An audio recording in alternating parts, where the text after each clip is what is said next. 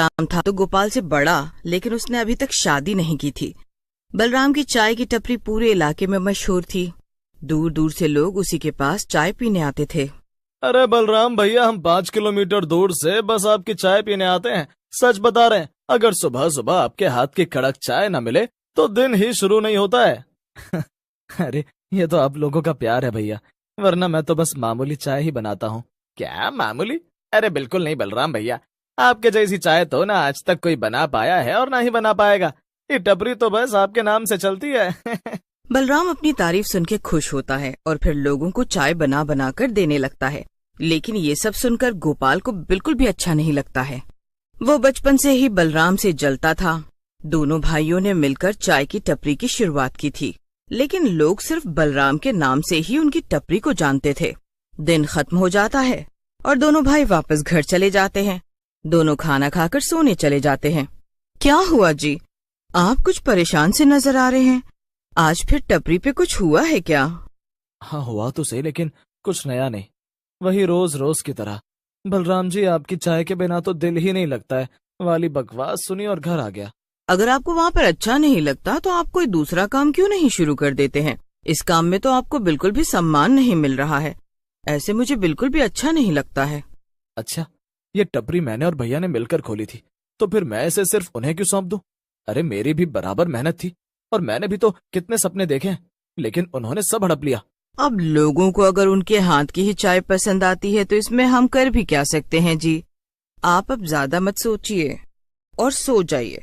इतना कहकर सुधा तो सो जाती है, लेकिन गोपाल रात भर जागता रहता है। उसे समझ नहीं आ रहा था कि वो अपनी पहचान कैसे बनाए।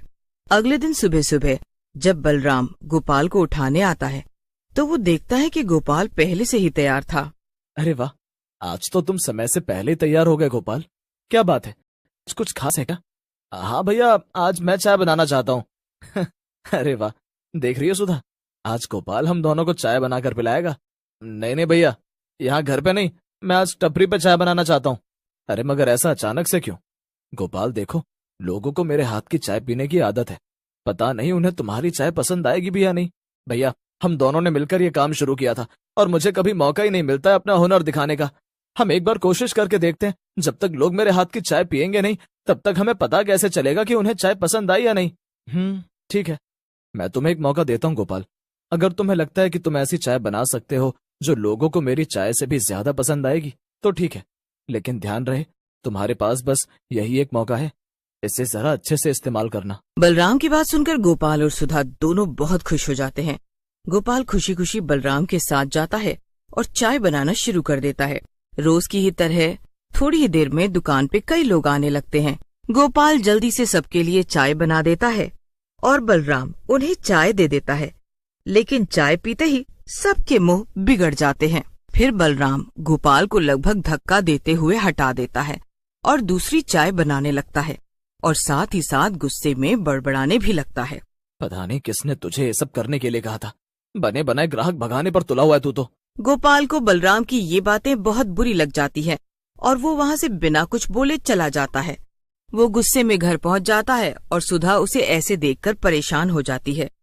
क्या हुआ जी, आप बहुत परेशान से नजर आ रहे हैं, कोई बात हो गई है क्या? बात? अरे ये कोई जिंदगी है इतनी घटिया? घटिया? मगर क्यों? आज तो आप चाय बनाने वाले थे ना, तो फिर क्या हो गया? सुधा ने गोपाल की दुखती रग पे हाथ रख दिया। इससे गोपाल और तिलमिला गया। नहीं, मैं कभी चाय नहीं बना पाऊंगा और ना ही मुझे अपनी पहचान मिल पाएगी, क्योंकि वो सब तो मुझसे पहले ही छीन लिया गया है ना।